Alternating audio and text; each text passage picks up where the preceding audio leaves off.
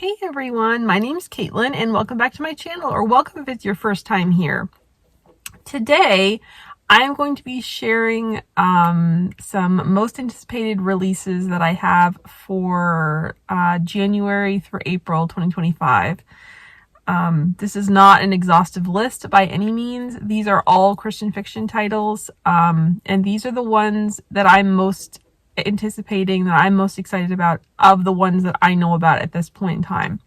There very well may be others that are releasing during this time period that I'm not aware of, and I know for sure that some of my favorite clean rom-com authors are going to be releasing books during this time period. I just don't know when exactly they will be released, and I don't have the covers yet.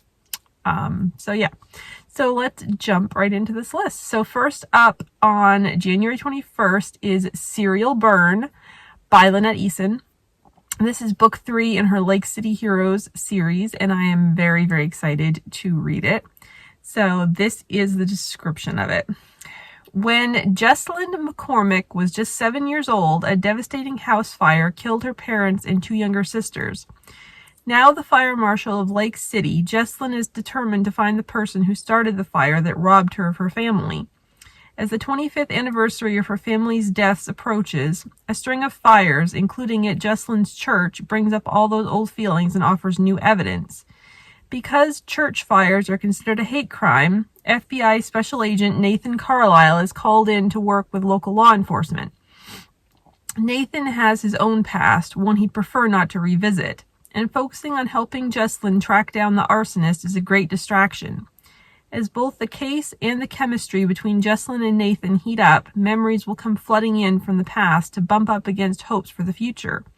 And when Jessalyn comes face to face with her worst nightmares, she'll have to confront her fears and rely on Nathan and her community of friends in order to survive. Okay, and then next up on February 4th, we have The Nature of Love by Toni Shiloh. This is book 3 in her Love in the Spotlight series. I still need to read book 2. I own it, I just haven't read it yet. So this is what this one is about. A doctor feeling fractured. Dr. Erica Kennedy, a renowned orthopedic surgeon, finds herself at a crossroads in life. At 41, she's achieved remarkable success in her career. Yet when it comes to her love life, she feels hopeless. But when she meets Christian Gamble, a passionate wildlife conservationist, an unexpected bond forms between them despite their contrasting worlds. A wildlife enthusiast ready for more, Chris has yet to find someone to share his adventures with, but as his friendship with Erica starts to blossom, he begins falling for her in every way. When tragedy strikes and Erica suddenly becomes guardian to her nieces, Chris helps her pick up the pieces. 2 hearts destined by nature. With their lives turned upside down, finding their way to a lasting love while putting their faith in God may be the biggest challenge they've ever faced. The Nature of Love is a clean, African-American contemporary romance with themes of friends to lovers and the healing power of love. This heartfelt, happily ever after tale is the series finale of Shiloh's beloved Love in the Spotlight novels. That sounds really great. I have actually not read the synopsis of that before, so that's awesome. Okay, then on February 11th, we have The Perfect Rom-Com by Melissa Ferguson. I'm actually all caught up on her books, and I have loved all of them, so I'm very excited for this one. She's written dozens of smash hit novels as a ghostwriter. Too bad no one knows it.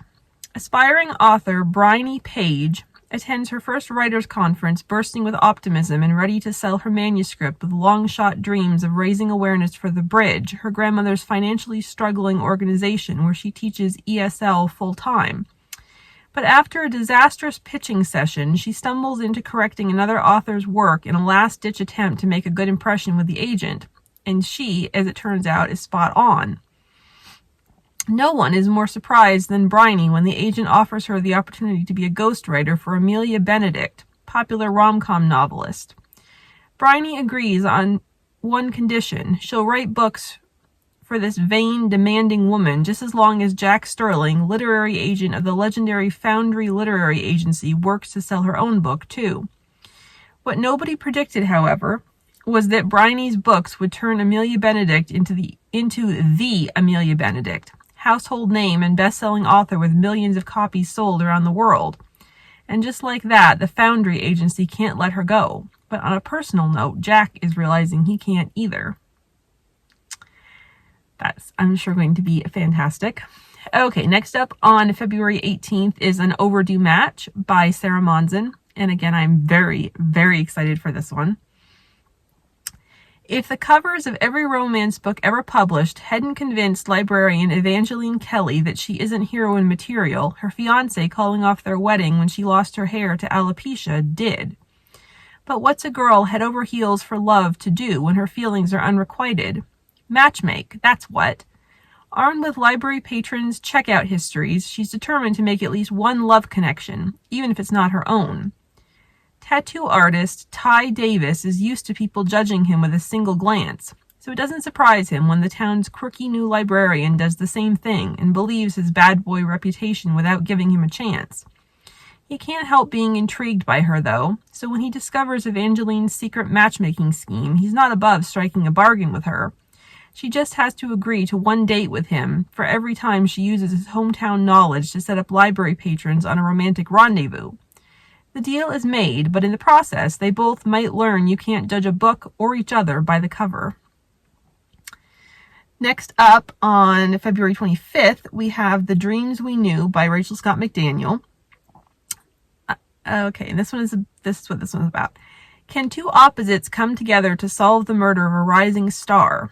In the glitz and glamour of New York City's elite circles, Delvina Salvestano Klein walks a delicate line between her privileged upbringing and her murky past. Adopted into wealth and opulence, she contends with the legacy of her birth father, a notorious crime boss. In an act of defiance, Delvina sheds the smothering label of society's misfit by carving her own path as a private investigator. When a promising young fashion model is found dead, Delvina is hired to unmask the killer lurking behind the city's shimmering facade. She reluctantly teams up with Detective Kent Brisbane, the man she once loved, who knows a secret that could shatter her carefully crafted persona.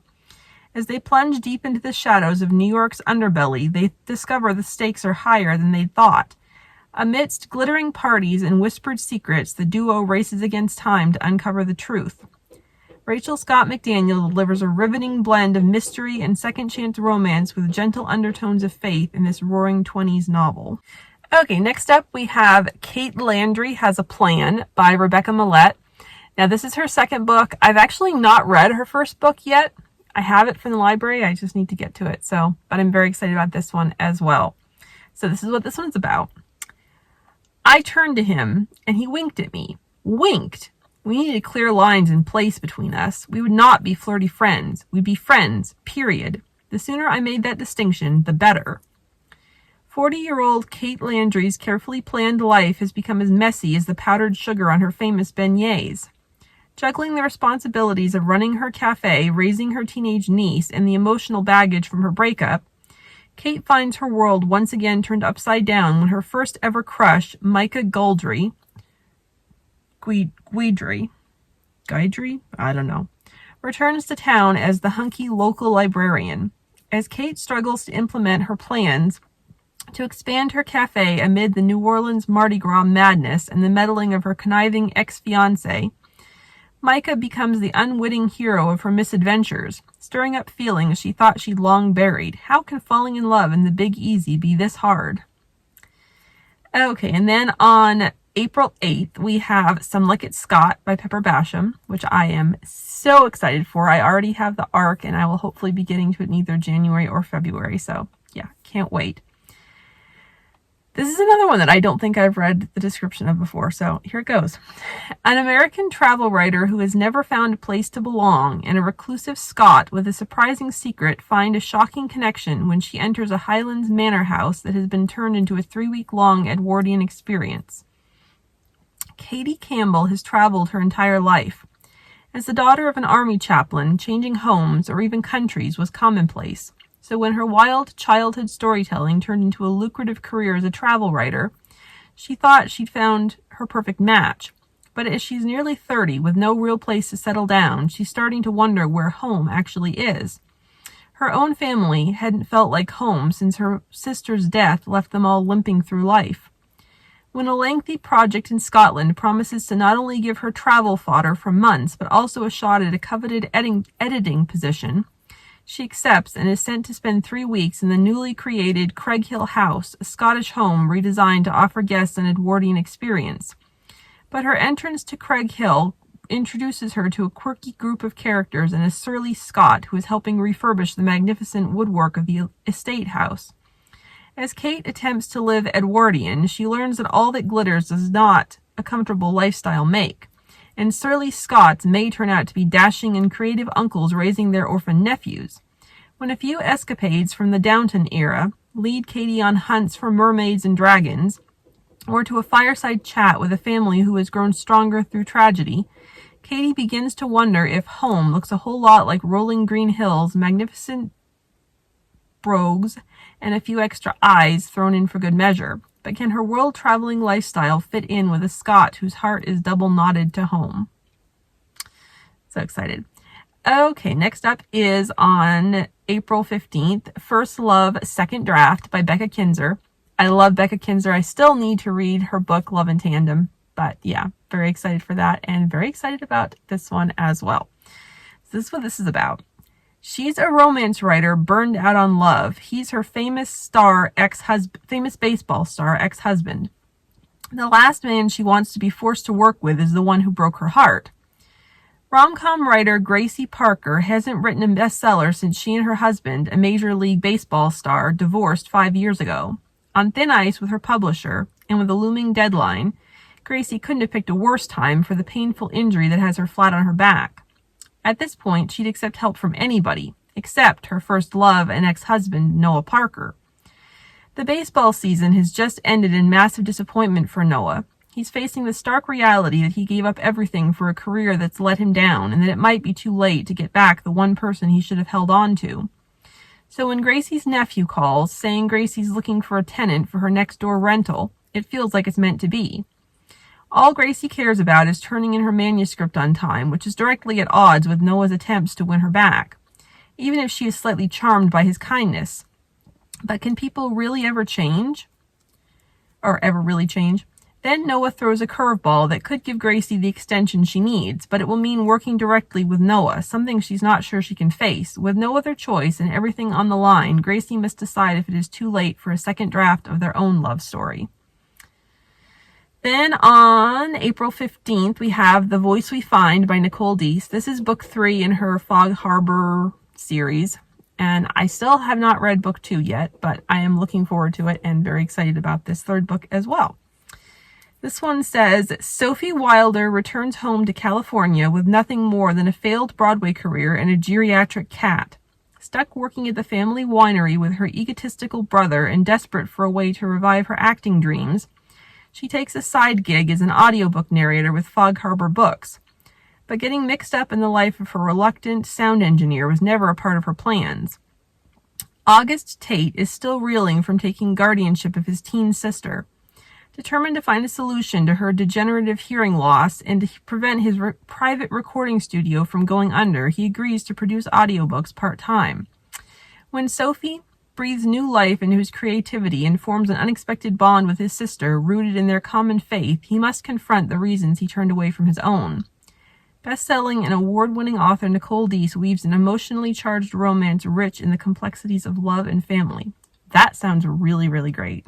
I have not read the description of that one before either, but that sounds awesome. Okay, and then last for this video, but most definitely not least, because this might be the one that I am most excited for, we'll see, is 2 Seconds Too Late by Dani Petrie.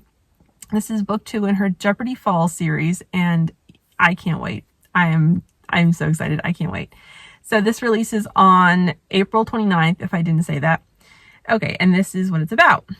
In the stark but beautiful wilds of northern New Mexico, a luxury spa and couples retreat turns into a chilling nightmare when a woman vanishes without a trace, just hours after a public fight with her boyfriend. Worried something sinister has happened, her friends reach out to investigator Riley McLeod, an expert skip tracer, for help.